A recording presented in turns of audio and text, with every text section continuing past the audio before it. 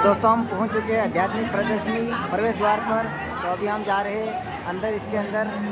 तो बने रहिए हमारे साथ वीडियो में।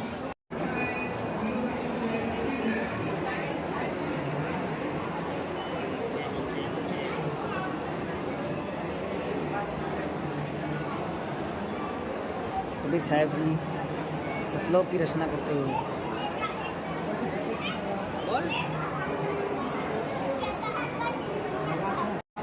यहाँ पर परमात्मा चारों लोगों की रचना की हुई अलग अलग रूप में विराजमान हो चुके हैं। परमात्मा कबीर साहब जी ने 16 लोकों की रचना की सतलोक में, स्वयं मानसरोवर में विराजमान हुए हैं।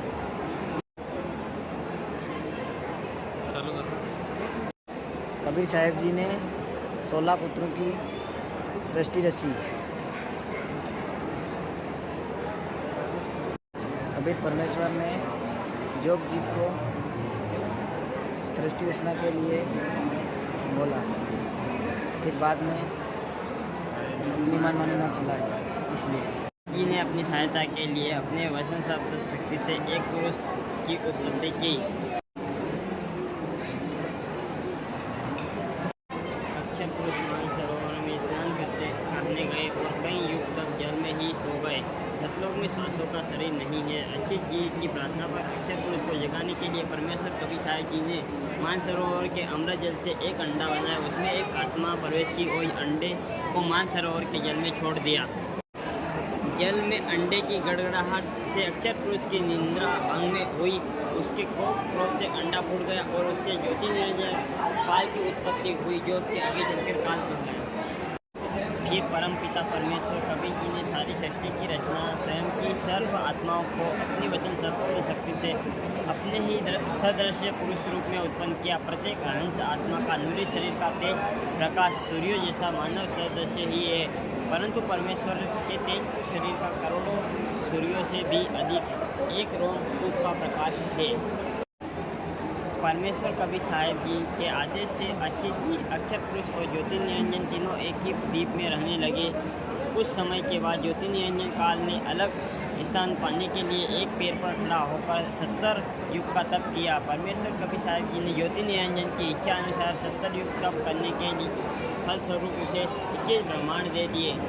फिर ज्योति निरंजन काल के मन में इच्छा हुई कि इन ब्रह्मांड में रचना करने के लिए सामग्री चाहिए, इसलिए उसने दूसरी बार 70 युग तक एक पैर पर खड़ा होकर तप किया। ज्योति निरंजन को तप करते देखकर उस पर मोहित होते हुए हंस आत्माएं परमेश्वर कबीर साहब जी ने ज्योति निरंजन को कहा कि उन्होंने अपने पहले पुत्र कूर्म को सर्व रचना सामग्री दे रखी है। कूर्म से प्रार्थना करके शिष्टाचार और विनम्र भाव से रचना सामग्री मांग लो।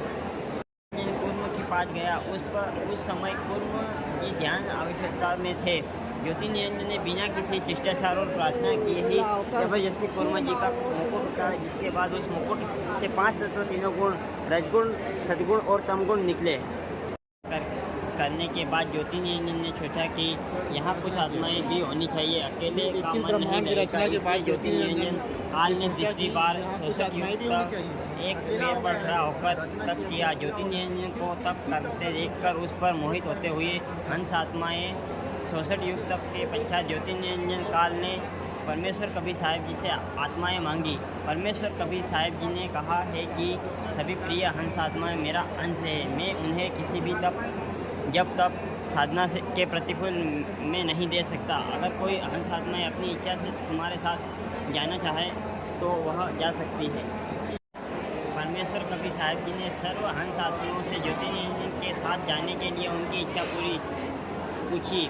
तब काफ़ी देर बाद सर्वप्रथम एक आत्मा ने हाथ उठाकर ज्योति निरंजन के साथ जाने की स्वीकृति दे दी, और फिर देखते ही देखते वहाँ पर उपस्थित असंख्य आत्माओं ने भी हाथ उठाकर स्वीकृति दे दी कि हम भी ज्योति निरंजन के साथ जाना चाहते हैं। वे सभी आत्माएं पहले से ज्योति निरंजन को तप करता देखकर उस पर आसक्त हो चुके थे।